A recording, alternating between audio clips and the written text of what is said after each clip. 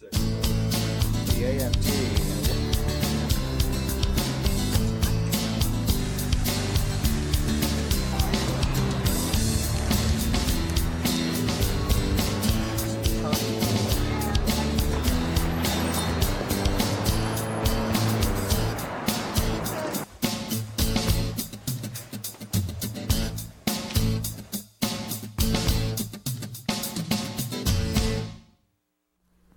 Welcome to Brian Lehrer Live. We're here live Wednesday nights at 7:30. Tonight, last-ditch efforts to win the elections with web video and reporting on a hidden Holocaust a generation later.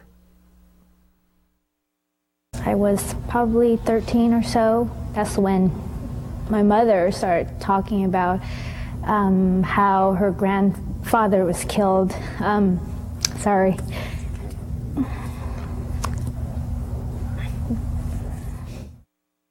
But first, just 6 more shopping days before the midterm elections, and we continue our foray into politically interesting video online. If the last big election was defined by web logs, you might say web video holds the title this time around and one of the keys. Of course, candidates bought the usual airtime on regular TV, but the most creative of these also gained a second life online. And with many ads created solely for the web, they often bypass the costs but not the controversy of their TV counterparts. This week, we'll look at some of the funnier videos showing up online and whether they're making a difference in the last week of the campaign. Joining me for this is veteran New York-based Democratic political consultant Hank Sheinkopf. Hank, welcome to Brian Lehrer Live. Thank you for having me. And let's get right to our first clip this evening, which looks to the future and what might happen if the Democrats were to win both houses of Congress. Let's see what Hollywood producer David Zucker thinks America might look like in a little less than a week. What if you woke up a year from today? The Democrats had taken over and you were able to see their new taxes. Here's the payoff pitch. See every nickel you spend. See every dollar you lose. See your taxes taken every minute of every hour, week after week. And from the day we're born, no matter where you live, no matter what you do, no matter who you are, man, woman, young, old, East Coast, West Coast, Midwest, or Deep South. Until the day we die, they will never stop. They will never quit. And yet some people don't think it's enough. If Democrats take over Congress, they will raise taxes by $2.4 trillion to keep up with their reckless spending. This taxation is insidious. It is pervasive, and it is growing. The burden increasingly falls on the average American family. Nothing is safe. Nothing is sacred. So maybe the question isn't, can you afford more of this? But can you afford more of them?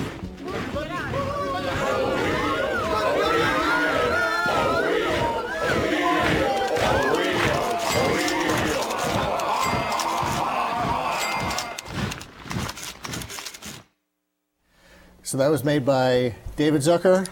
No stranger to comedy on screen, usually the big screen. He made the movie Hot Shots. He made the movie Airplane. And Hank Sheinkopf, why do we see something like this on the web, but no 30-second adaptation of it on television? Because it's hard to break that down to a 30-second spot. It's long, supposed to be funny. Not so funny. Last time I looked, the Democrats didn't look like Undertakers. All those guys have black and white on. You know, it's kind of ridiculous. And some of the footage is extreme. Argument being that somehow Democrats are going to do what he says they could do. I don't think he makes the point exactly. Is it, and full disclosure, you work for Democrats. I do. Though as we'll hear later in the segment, you will also take no prisoners when it comes to criticizing Democrats in many cases. But absolutely.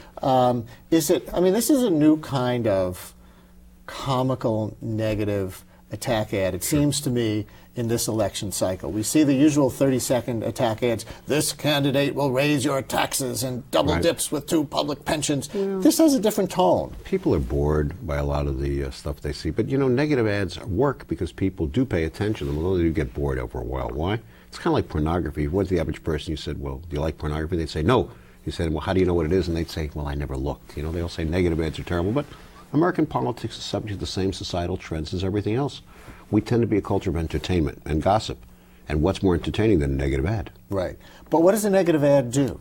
Does it drive undecided people into the other camp? Or does it just make people who would tend to support the target of the negative ad get complacent and fed up and stay home? Depends on the quality of the ad, the argument of the ad, and the context of the moment. Right now we know that Republicans are in trouble and that, frankly, congressional incumbents who are Republicans may be an endangered species in some parts of the country. That being said, you don't bring down incumbents by running positive campaigns, by and large. Incumbents have a 98% return rate in this country. They get there because people kind of like them, and the way you get them to not like him is to run negative advertising. All right. So the next ad by the Republican National Committee takes the opposite tack, offering a not funny but much darker assessment of what's at stake this year. You might call this ad "Read Along with Osama."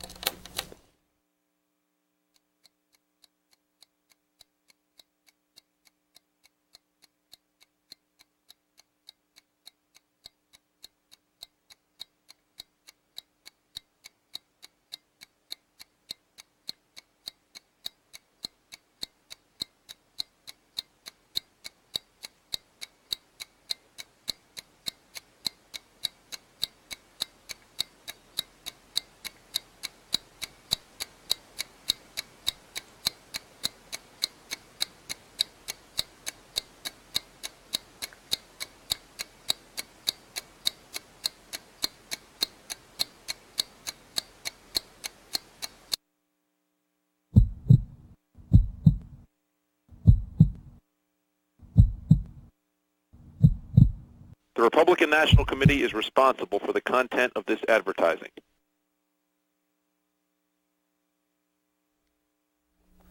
So that's heavy duty. It reminds pretty me, difficult. and for people who couldn't read the text, if the text was too small on your screen, the basic gist is, if you think 9/11 was something, the next attack by Osama bin Laden might be even worse, and the Democrats will make it more likely to happen. Well, look, there's some, like with all crazy ideas, there's always a hook to hang it on.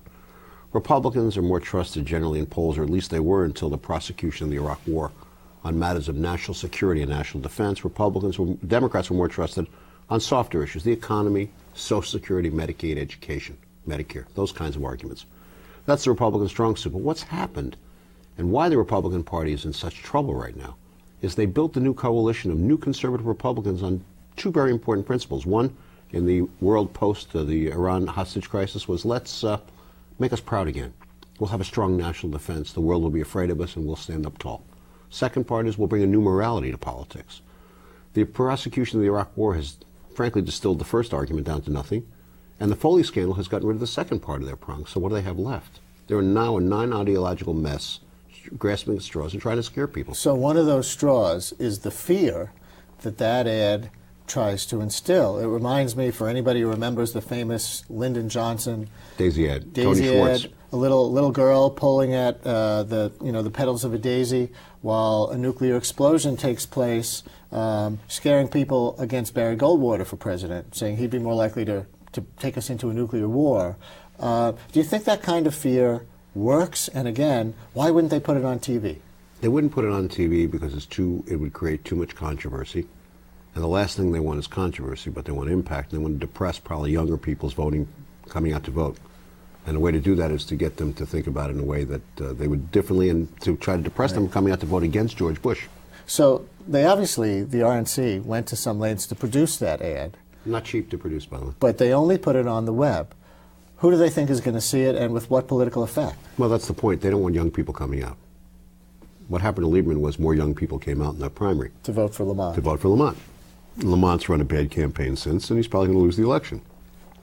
But be that as it may, and the Republicans in Connecticut have certainly helped Lieberman, no question about that. But putting that aside for a moment, depressing turnout is an important gesture. If you don't target people, they tend not to come out. If you target them with ads that will make them not want to come out, they're not going to come out. Yeah.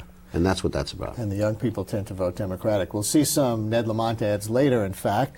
But right now, one of the things that happens when you put an ad up on the web, like that GOP ad, is that anyone can play around with it in this internet era. So here's that same ad with one element swapped out.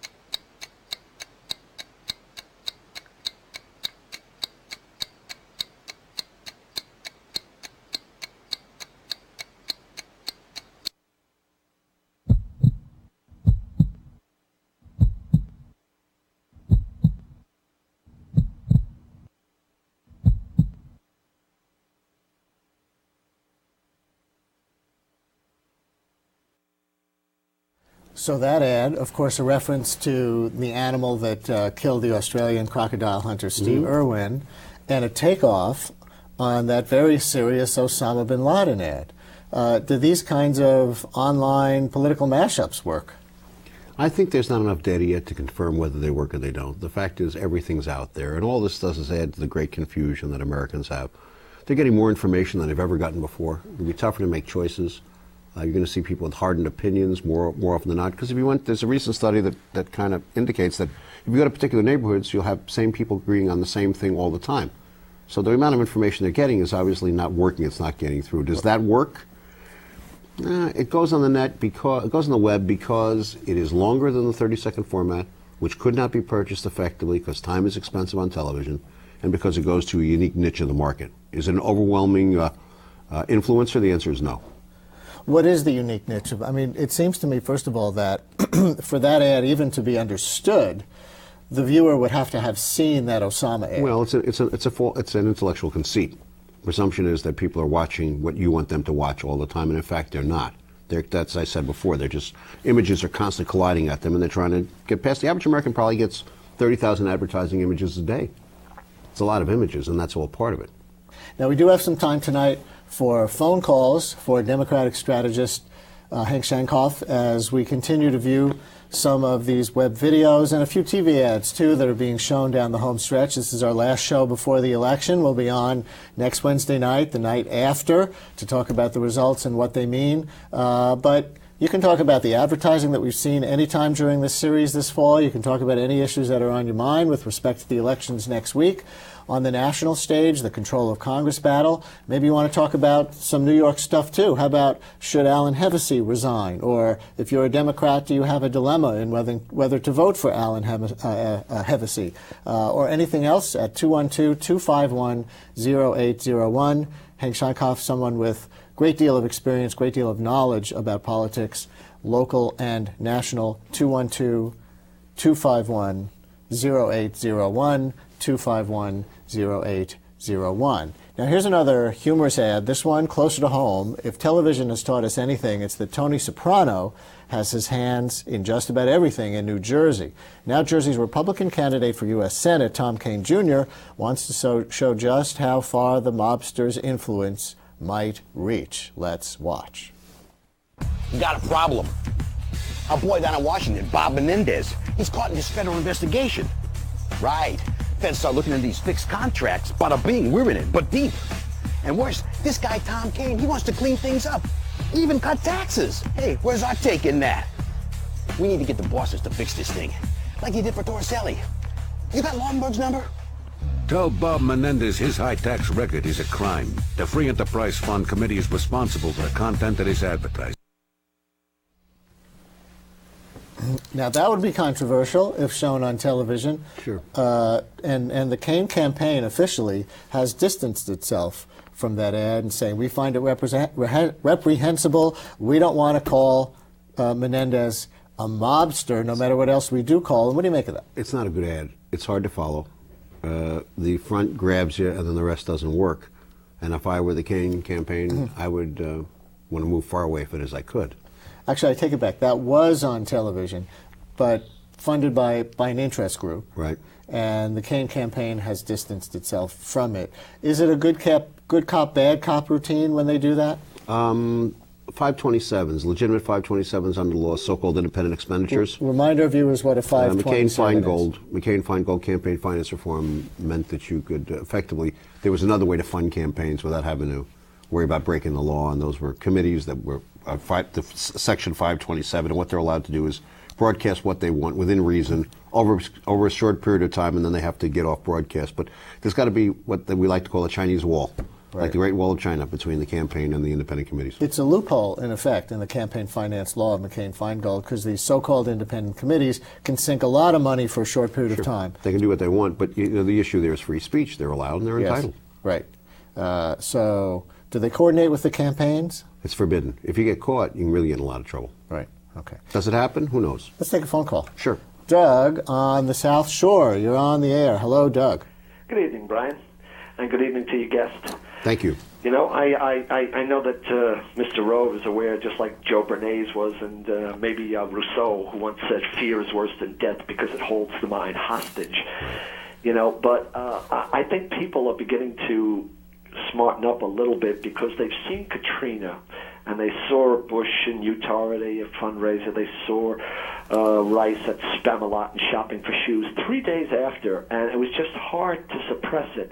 And I think that they've finally gotten to the point where they realize that this election really is about one party being in power and sheer incompetence and non-accountability. And I think that basically Katrina was the whole thing that took this whole election to back to the Democratic viewpoint. Interesting observation. We talked about Iraq. We talked about Foley. Mm-hmm. The place of Katrina in what looks like it's going to be a change of power in Congress? Katrina effectively told a lot of Americans unconsciously that if there was a disaster, they didn't matter.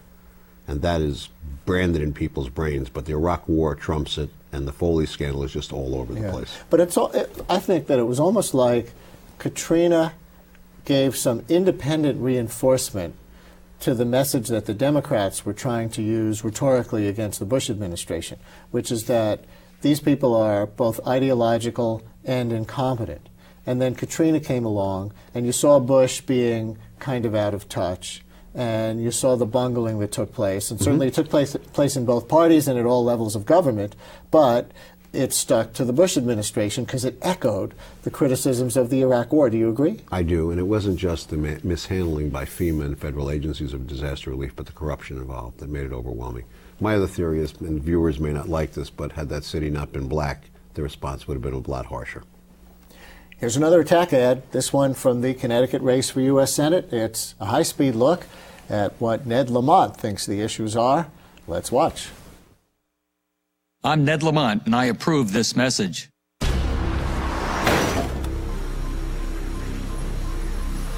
Didn't see that coming. I've got to stop doing this. Stupid car! If the definition of insanity is doing the same thing and expecting a different result, why in the world would we send Joe Lieberman back to the U.S. Senate? All right, that Ned Lamont ad, and a little plug. Joe Lieberman will be on my WNYC radio show with me tomorrow morning at 10 o'clock. So as Lieberman runs for re-election as an independent, he will be on with me tomorrow morning at 10 o'clock on AM 820 and 93.9 WNYC.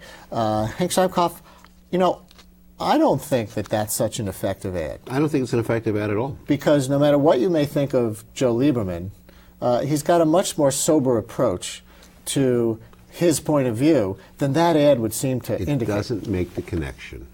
It doesn't make the connection strong and clear enough so that people will somehow accuse Lieberman. And it just doesn't work.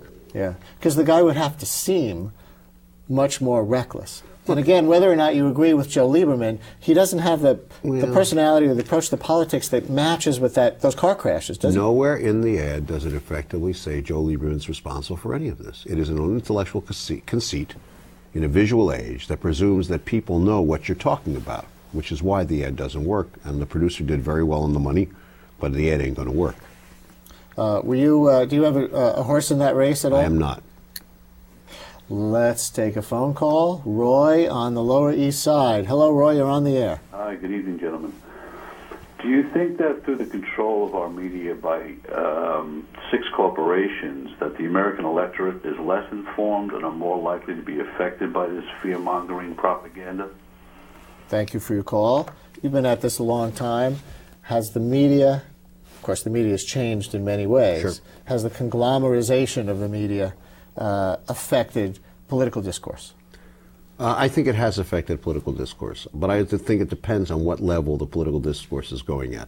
On the more local level in southern states and other places, court battles and the kinds of elections we don't think about in this part of the country, yeah, the media is more impactful because corporations own those stations and own those operations. But of course, this whole series is to look at the influence of the web on the campaigns in this election series. So what are we seeing this fall? Is it the democratization of the media through web video? Is it the polarization of Americans through web video that are designed to appeal to the extremely opinionated? Is this all irrelevant because it's still such a backwater? What do you think? Let me answer the question in a different way, if I may. I think that if you are a Republican, you are not very happy with the media today, because the media seized on the stories that are news, which is Foley, scandal, things that are newsworthy. If you are a watcher of Fox News, you're especially unhappy with the mainstream media and you want Fox News all the time. So Fox is a response to what the conservatives thought was liberal media that didn't pay them any attention. Now everybody is ganging up. So I think that the arguments about control are significant, but I have to take my hat off to reporters, and I'm pretty well known for being a fan of reporters, because I think they've actually done a good job in this cycle exposing stupidity in government. Do you think that the conservatives around the country have had a legitimate beef with the mainstream media, and that they've had a liberal bias, maybe not even intending to do so, thinking they were doing down-the-middle journalism, not doing advocacy, cloaked as mainstream journalism, but that they just didn't get it about conservative America? I think that they had a legitimate beef, and they cured it with Talk News, with news talk shows, and they cured it with the Fox News Channel, and they've cured it with editorial pages like the New York Post. But they're always going to feel on the outs. But those are advocacy journalism organs, I think it's fair to say. Sure. The New York Times, ABC News, don't think they're advocacy organs, even though the conservative media, the overtly conservative media, paint them as such.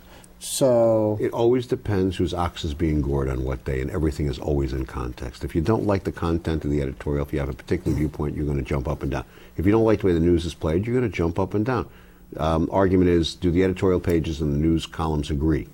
Sometimes they do, and sometimes they don't. But overall, I think we're pretty fortunate to have the newspapers and the reporters that we have, because they've done a spectacular job. Ask the Republicans if they think they've done a spectacular job. Or it depends whose ox Sulzberger is being That's ignored. correct. The next ad is also from the Ned Lamont campaign, but this one is attacking Ned Lamont. Let's see what Lamont has to say about himself. Meet Ned Lamont. He can't make a decent cup of coffee. Everybody Wang Chung tonight. He's a bad karaoke singer.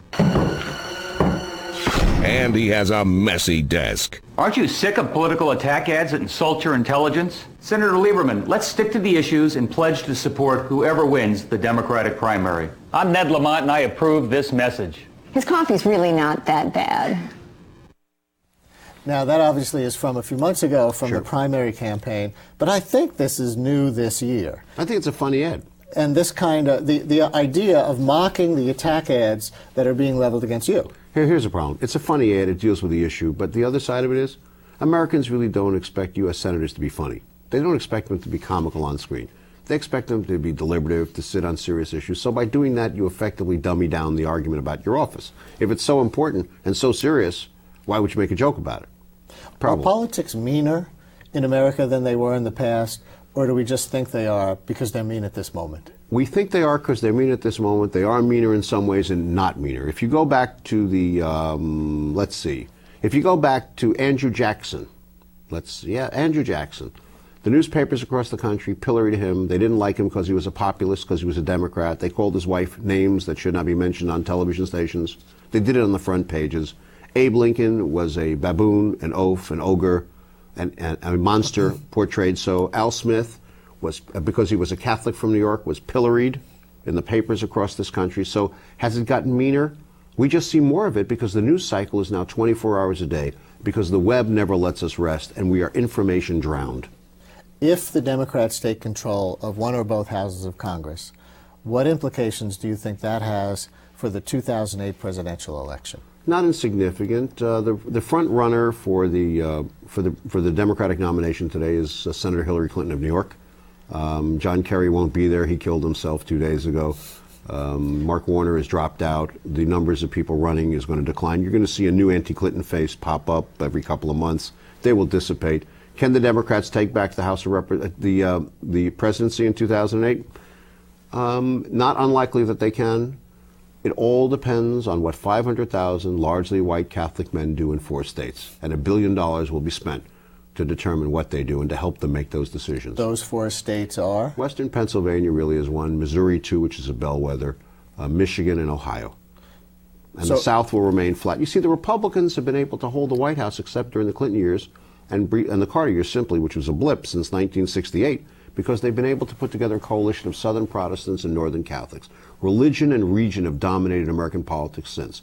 What's happening now in the breakup of the Republican congressional operation, or Republican congressional party, is that religion is starting to fall by the boards, which will mean a further isolation of the South. So the battle will be in the Midwest. The 2 sides of the country really spoken for. California and New York, we know what they're going to do in a presidential primary. They're going to vote for Democrats. But that Midwest is where it'll be. So do the Democrats have a shot?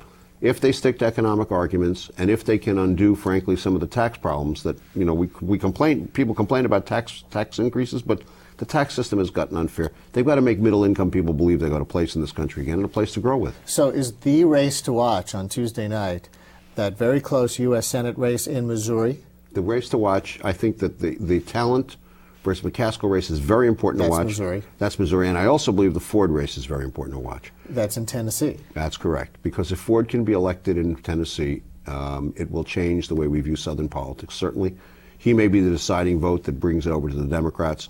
Talent and McCaskill, that is a bellwether state, an indication of where things are going. It will depend on the depth of the wind. But the other state to watch, and you may think this is wrong, but I would disagree, obviously, is New York State. And I'll tell you why. Senator Clinton will win that re-election contest. But the issue is not whether she wins it or not. That's a foregone conclusion based upon public data.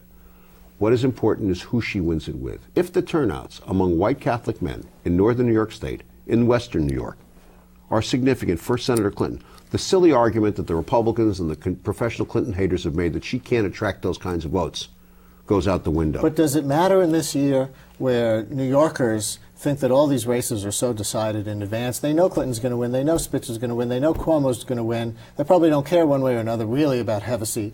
And so turnout could be so depressed by the fact that nobody thinks it's a horse race that you can't measure the things you were just saying. Oh, you can measure it if they turn out to vote. See, not voting is also a decision. And by the way, political scientists are taught at young ages that a non-decision is much more significant than a decision. We played some ads tonight that first aired on TV and some that were only available on the web. Well, like many other things online, the average users are making their own forays into the realm of political advertising. Here's an ad created by a user of the website youtube.com. Meet Senator George Allen, who votes for a lot of legislation, the president's legislation, more than 96% of the time. In fact, only 2 other senators have voted for the president more often. That makes Virginia a tool for George Bush. Tired of the Stamp Act? Jim Webb, unbought, uncompromised. He'll put Virginia first for a change. Well, that was pretty good. It's effective. It's a very effective ad. Makes the point crystal clear. Yeah. You think a organized political party would use something like that created by a regular Joe? Oh, sure. Sure they would, if given the opportunity to prove that it worked. But, you know, the political consulting business does not necessarily let outsiders get in very quickly. Do you think we could see a spate of open source, user-generated ads in the future that might actually have an impact? Absolutely. I think that political television as we know it is going to change radically and probably disappear over the next 20 years as we know it today. The web will become much more important as people age out, and younger people who are going to become more middle-aged as they grow, hopefully, if God is good to them and gives them years, will be providing their own media on the web. Will that put you out of a job, people like you? I've been at this for it'll be 40 years in 2009. And there's a time to step back and let the younger people have it. How about the next generation of Hank Sheinkopfs? I think there's some very talented people out there. But how we do this business, the era of the lone consultant out on the road in a phone booth is coming to a fast end. Let's look at a little bit of history. The House historically changed hands in the 1950s from Republican to Democrat, then not again from Democrat to Republican until the Gingrich sweep in '94. If it happens again now, it's only 12 years later rather than 40 years later. Does that tell us anything? I think that you have to presume that there is some instability in the system, that voters are less party driven. They're more driven by candidates as opposed to parties and ideologies. I think that would indicate that there is instability in the system over time. The Democrat job is to come with an ideology that'll keep them in power. Just personality won't do it anymore. Personality and opposition to the Republicans. You know, the argument here is that the Democrats have better ideas and that's why people are going to vote for them. No. George Bush is in the White House, terrible polling numbers. The Republicans have the Foley scandal. They got Katrina. They have the Iraq War. They got all these problems. They got corruption. They've got DeLay, Abramoff. Come on. Yeah. Democrats have to come with some ideas. Bill Clinton did, and he would be the model to follow here. Right. Well, you're a strategist. Do you help candidates on the Democratic side come up with understandable, short language to say what they're for? For example, I think, you know, the average Republican can say, I'm for smaller government, lower taxes, and a strong national defense. Can a Democrat say anything like that? All they got to do is go back to the Clinton playbook, look at the arguments that were created in 1992 and 1995 and 6, and I was one of the people that wrote them in 95. I'm for fair taxes, I'm for a strong national defense, and I'm for making sure that American values are protected. That means that people can get into the middle income brackets, stay there, and live a life that their children will be proud of. That's a different argument. We're going to leave you, at least this segment, with one more video. A few months ago, we learned from Republican Senator Ted Stevens that he thinks the internet is a series of connected tubes. Well, a few days ago, the president spoke out about how he used these tubes. Here it is. I'm curious, have you ever Googled anybody? Do you use Google? Occasionally. And one of the things I've used on the Google is to pull up maps. It's very interesting to see that. I forgot the name of the program, but where you get the satellite and you can, I kind of like to look at the ranch on Google, kind of remind me of where I want to be sometimes. Yeah, I do it some. I'm not I tend not to email. Well, not only tend not to email, I don't email because of the different record requests that could happen to a president. I don't want to receive emails because, you know, there's no telling with somebody to email me and then it would show up as you know, a part of some kind of a story and I would be able to say, well, I didn't read the email, but I sent it to your address. How can you say you didn't? So in other words, I'm very cautious about emailing. The president is afraid to use email. Is that a story? It's smart on his part because everything is public. You know, the era of opposition research has changed dramatically. In the beginning, 35, 40 years ago, people would go into garbage cans outside people's homes. That's over. It's all public information now. You write an email. You don't pay a bill, or you pay a bill. You have a problem with a wife or husband or a sibling, which we've seen a lot in this election cycle. It is now public. Less you have, less you say, the better you are. So even if, let's say, an Al Gore, who either invented the internet or didn't, gets into the White House, he won't use email? That's his decision. I would advise him not to do it. Speaking of Al Gore, you said before Hillary is by far the front runner for the Democratic presidential nomination, and an anti-Hillary will pop up now and again. Okay, sure, we're going to see a lot of them. What about Al Gore? What about John Edwards? Both decent men. John Edwards' problem is he's geographically unsound. The Democrats are not going to win North Carolina. They didn't win it when he was on the ticket as vice president. It's not going to happen. There are no border states. There's the South and everybody else. Not usable. As to Al Gore, there will always be a sentimental fondness among Democrats for Al Gore, but he lost. And that was 8 years ago. Going to be when 2008 shows up. Time to move on. Barack Obama? Too early. Nice idea. Another anti-Hillary. That will be gone soon. 2012 or 2016 for He's him. a terrific piece of political horseflesh, as they like to say. He'll be around a long time, but not yet. Hank, Thanks a lot. Oh, wait, one more. Sure. Are the Democrats going to take the Senate next week? I think it's very tough. Tell me what happens to Harold Ford, and you'll know the answer to that question. In Tennessee. All right. Sure. Thank you so much. Thank you for having really me. Informative. All the best. Well, coming up, reporting on a hidden Holocaust a generation later. This is Brian Lehrer Live.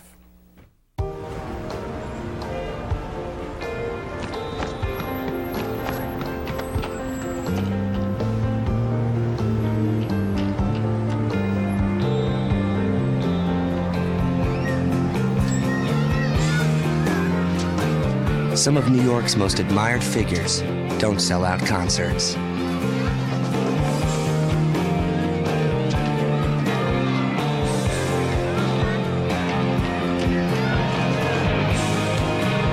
There'll never be a running back for the Giants.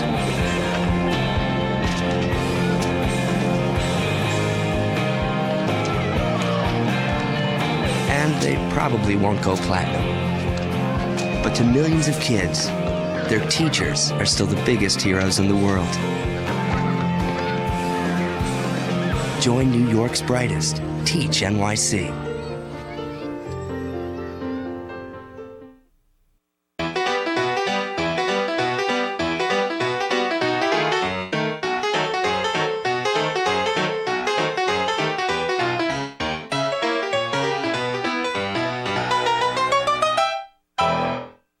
Do you want to complete your college degree while balancing career and family obligations?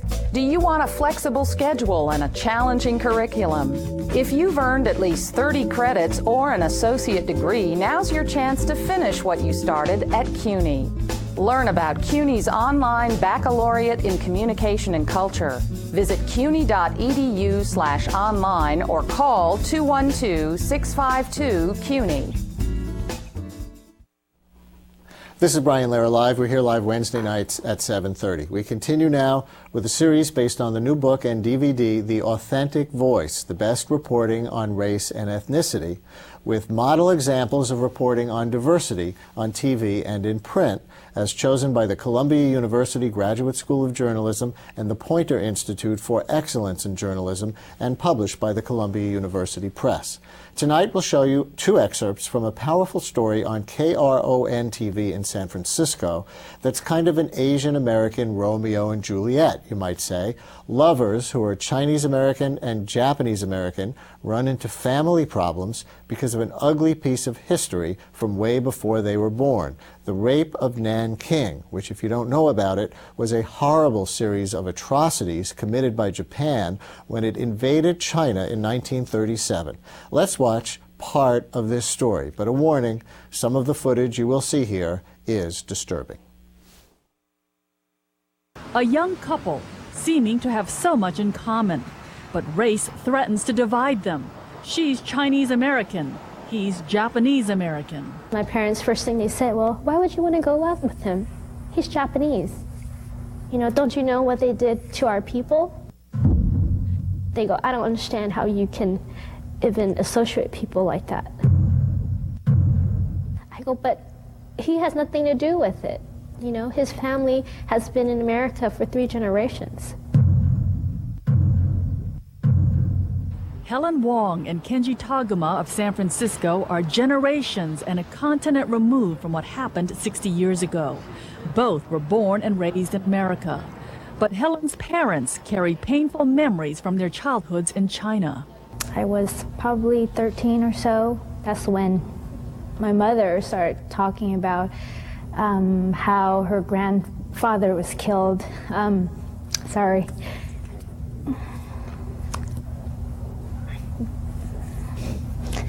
Both Helen's grandfathers were among family members murdered in the Japanese rampage across China during World War II.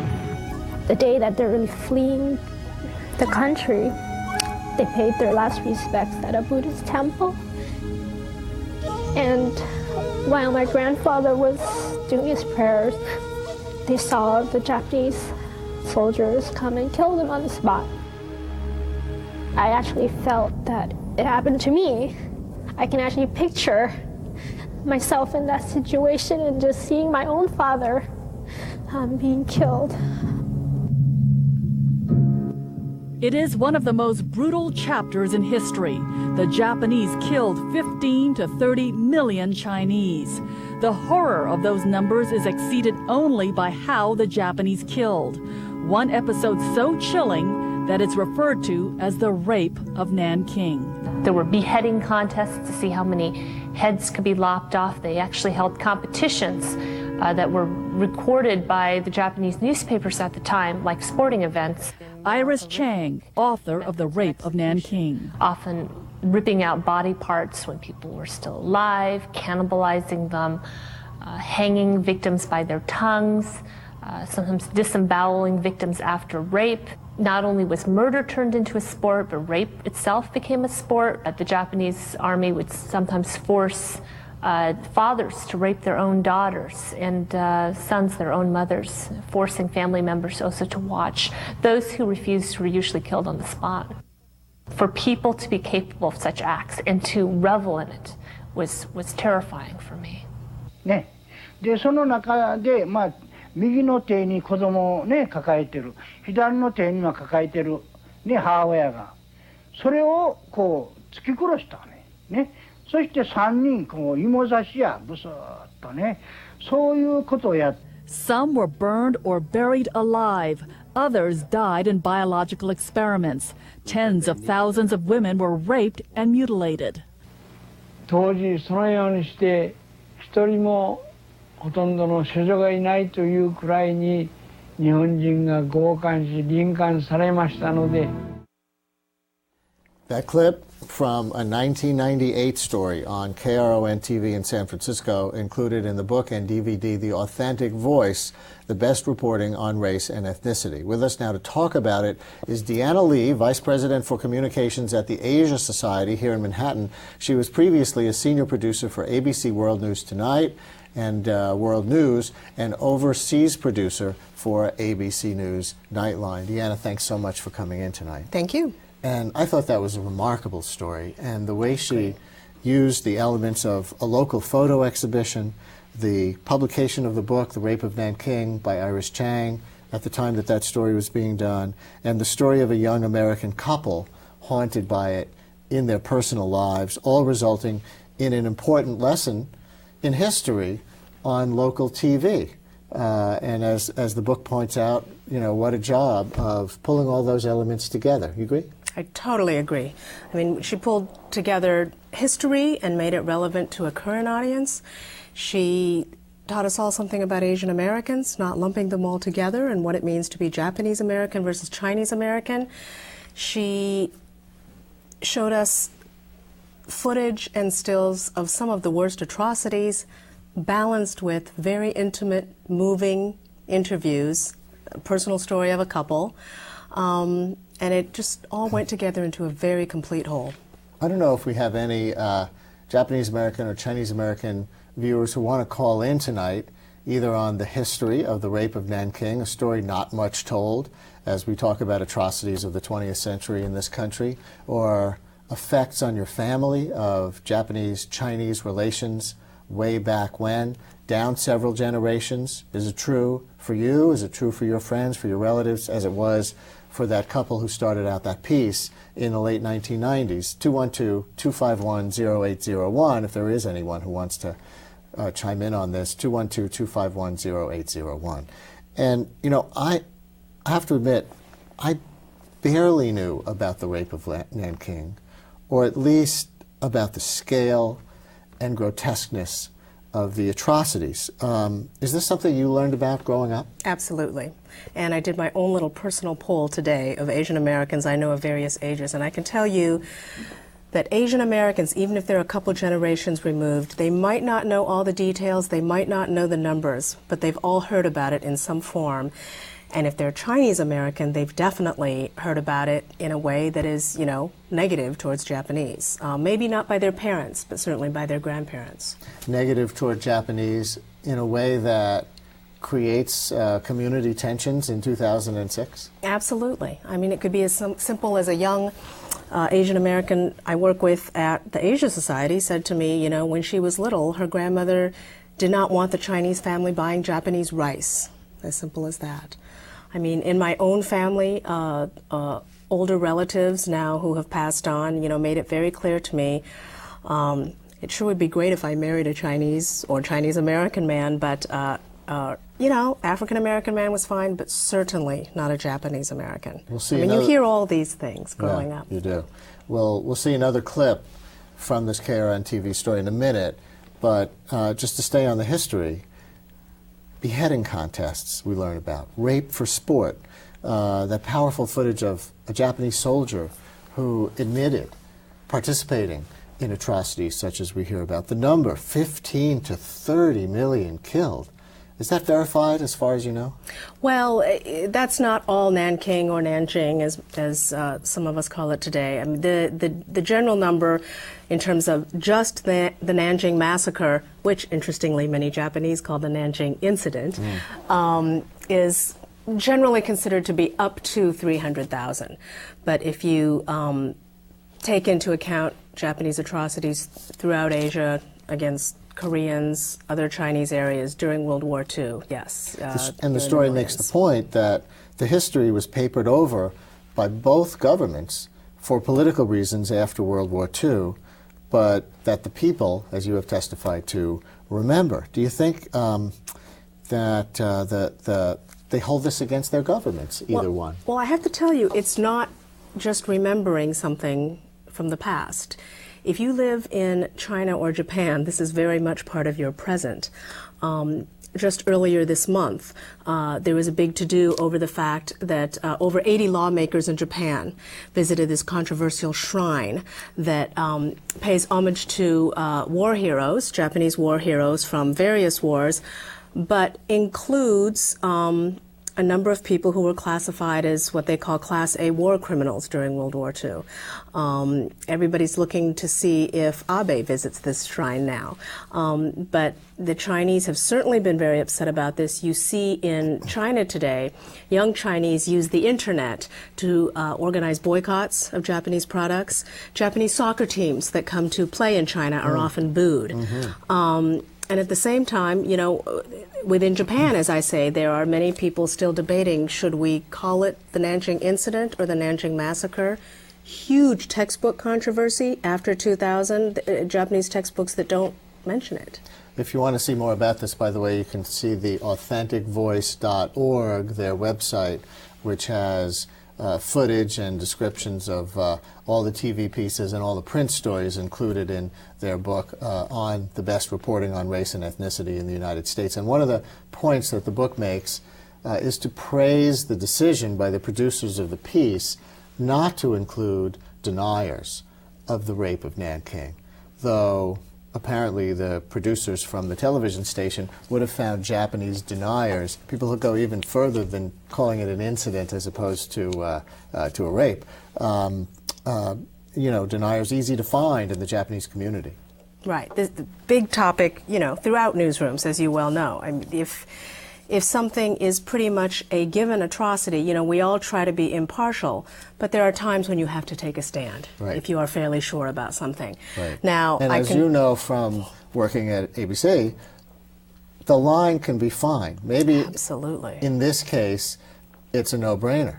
And then as you get into other kinds of areas, well, is this just the truth? Is this worthy of a debate? Or are we going to be unfair to some other side if we don't have a debate? It's not always a clear-cut thing. Well, no, absolutely not. And let me come clean. I mean, of course, I'm speaking to you not as an expert on the Nanjing massacre tonight, and I'm trying not to speak to you as a Chinese American, but even if I were reporting on this, I would have to come clean not only to my editors, but to myself and say I bring a lot to the table here. Yes.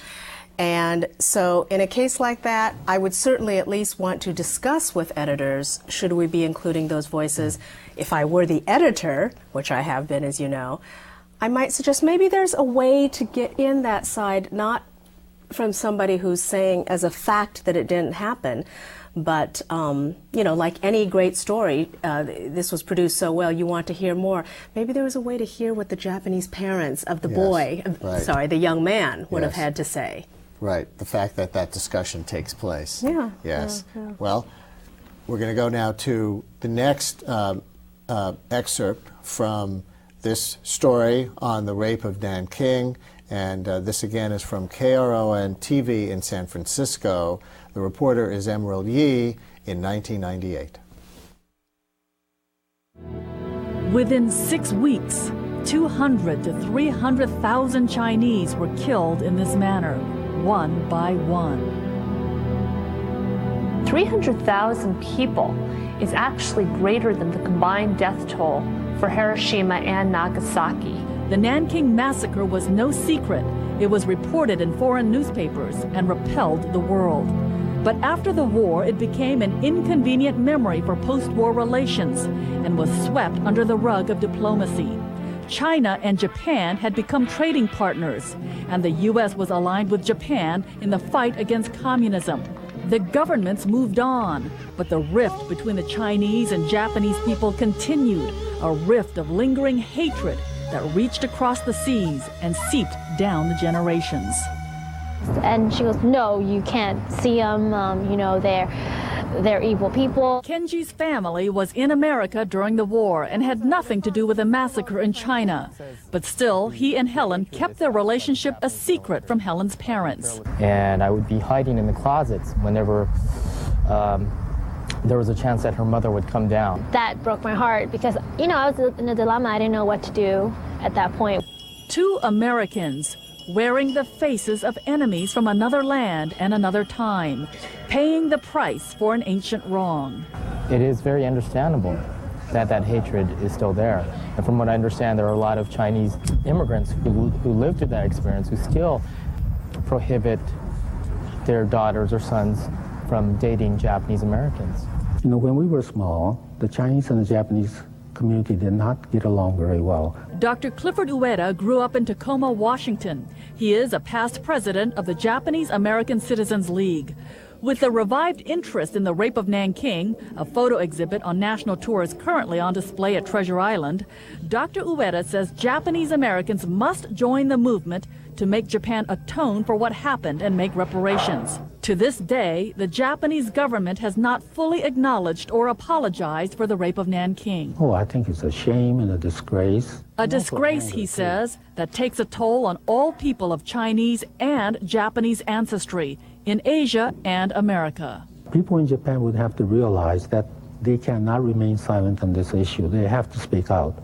Otherwise, I think it reflects on the entire Japanese people. I had very strong pride in my Japanese roots. I think seeing what happened caused a lot of shame that not only people of my ethnic heritage could do this, but that they had not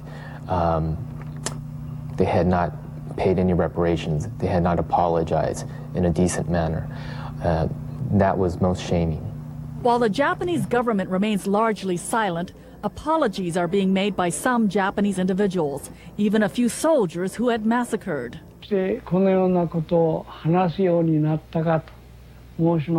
Simple words, but a powerful tonic that begins to heal the hate and bridge racial differences. 60 years after the rape of Nanking, relationships, one by one, are still finding ways to cross that bridge from hate to healing. Helen and Kenji have been dating for 4 years now. During that time, her parents have come to accept and love him. And that's a beginning too. There is hope for the two cultures to start to understand each other a little better and forgive about what happened. But never forget. Another excerpt from the KRON TV in San Francisco story on the rape of Nanking and its present-day implications from 1998, a story included in the book The Authentic Voice, the best reporting on race and ethnicity. You can see more on their website, theauthenticvoice.org. Deanna Lee, former ABC News producer and now with the Asia Society here in New York, my guest, talking about it. One of the issues that the book raises and again praises the piece for is what they call placing blame delicately. Mm-hmm. How did that strike you? I would agree with that. You know, they never came out openly slamming anybody. They you know, and they almost made blame and guilt, as you saw at the very end of the excerpt here, and shame, a part of the road to healing. Healing. Yes. Yes. And you know, I think, you know, whether we're talking about the rape of Nanking here or South Africa, which I think of because Desmond Tutu wrote a wonderful preface to a book of these photographs, it's about reconciliation ultimately. It's almost like you need this Freudian release of the guilt. And they didn't show the worst photos of atrocities of the rape of Nanking that they could have shown. Right. Where do you draw the line? But I think they did it very effectively in that the ones they chose still were horrible. I mean, you know, I'm sure we all, I remember, you know, the child sitting on the side of the road, the man with the bayonet or the sword over the person about to be murdered kneeling. Boy, that's a difficult line to run. I mean, you want to show the atrocities and you want people to understand how serious something is. And yet you can't cross the line for decency's sake, for respect for families. I mean, in newsrooms, you experience that over covering in Iraq every day now, and Vietnam in the past. And one of the most powerful things to me about that piece was actually the remorse expressed by the Japanese soldier, who was now elderly, at the end of the film. And I think helps use this piece rather than to inflame new tensions in the community, to help heal, even though they're revealing this horrible thing that some people are still in denial about. Completely agree. And the overall framework of the piece does that. The fact that you're coming out of you begin and end the piece with this young couple that has found a way together and literally represent the future. How do you, we just have 30 seconds, but at ABC, how have you tried to decide how graphic footage of the Iraq War to use? Oh, in 30 seconds, that's difficult. I mean, it's constantly debated. If you're short of being Nightline, if you're the evening news, if you're the morning news, you have to take into effect the fact that there might be young children watching. It's the dinner hour, perhaps. And while it's true in news you say things that are very graphic, you know, a blue Gap dress comes to mind, visuals obviously have a power that is different. So you have to be decent, and yet, you know, sanitizing equals ignorance. Yes. So a constant fine line to walk. Yes. Thank you very much for walking with us on tonight. And that's it for tonight's show. We are here live Wednesday nights at 7:30. Next week it'll be the day after Election Day, and we'll talk about this year's hanging chads or whatever happens in the vote. And we will have more of this series based on the authentic voice. And don't forget to check out my daily radio show, weekday mornings at 10 on WNYC New York Public Radio. Tomorrow morning, Polarized America, Is There Any Other Way? And we'll speak with Joe Lieberman. That's on 93.9 FM and AM 820 tomorrow morning at 10. Have a great night.